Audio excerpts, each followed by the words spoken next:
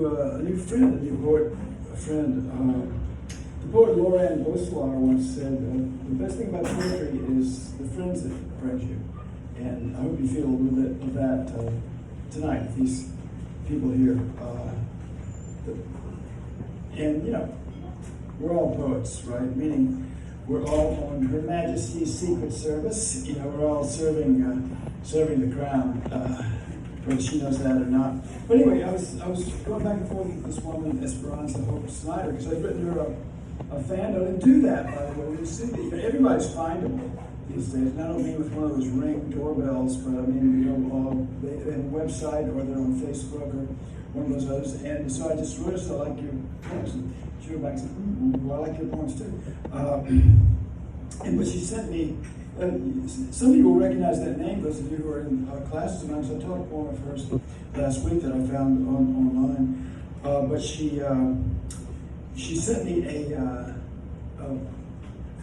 30-minute video of a reading, and it was organized by a guy, somebody might recognize his name is like one other person here. He's an Episcopalian priest. His name is Spencer Reese, but he's also a very fine poet. And he had a reading in which the poet would get up there with, like, I don't know, scads the poet, and he would read a poem, and then there would be a 10-minute silent meditation. And then the poet would read the poem again. And we're not going to do that here tonight. It sounds like a great idea, but it's just one to think about. So not long back, I was in traffic over on Railroad Avenue and listening to my radio. This young woman opened her car door, and she upchucked all over the pavement, and then she gave me the finger, the minx. I'm not quite sure why, but I wrote a poem speculating. So I'm going to finish my part of the show with a poem called I Just Didn't Want to Listen to the Upchucks, and then we'll get Barbara Hamby back up here to close us out on a high note. I just didn't want to listen to the Upchucks. I had a friend in college who was a brilliant artist, just transcendent, but she decided to major in biology. When I asked her why, she said, I want people to think I'm smart. And now she's got this dead-end lab job that she hates. She was like the W.H. Auden who said, when I find myself in the company of scientists, I feel like a shabby curate who has strayed by mistake into a drawing room full of dukes. Ha ha! No need to feel that way, W.H. People who are different just don't understand shit the way you do, which is something we scientists call neurodiversity. Two statistician George Box says, all models are wrong, but some models are useful. Another way to put it is to say that everything is wrong, especially if you insist on it being right all the time.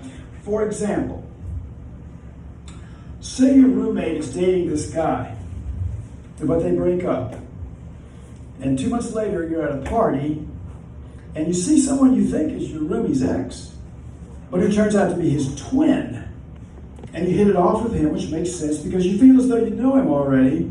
So you take him home and sneak him in, you have whoopie-doo sex and wake up the next day and wonder how you're going to keep your roommate from seeing him, or if you even have to, because he's not really her ex-boyfriend, but on the other hand, he kind of halfway is. Not to mention the fact that even after you've explained things, she'd still have hated you so much during the 2 minutes that she thought he was her ex, that she may never be able to be friends with you again, or at least not the way she was before. If you get all worked up over whether or not you're doing things the right way, you'll never do anything. Kazuo Ishiguro says, you can think of me like an early aviator before airplanes were properly invented. I'm building some sort of flying machine in my back garden. I just needed to fly. And you know how odd some of those early flying machines looked? Well, my novels are a little bit like that. I put them together out of anything I can think of according to my thinking to make the thing fly. Now there's a shovel full of practical and down-to-earth advice for you. Preach, son. As Aaron Neville says, tell it like it is. Don't think, sheeple. Do.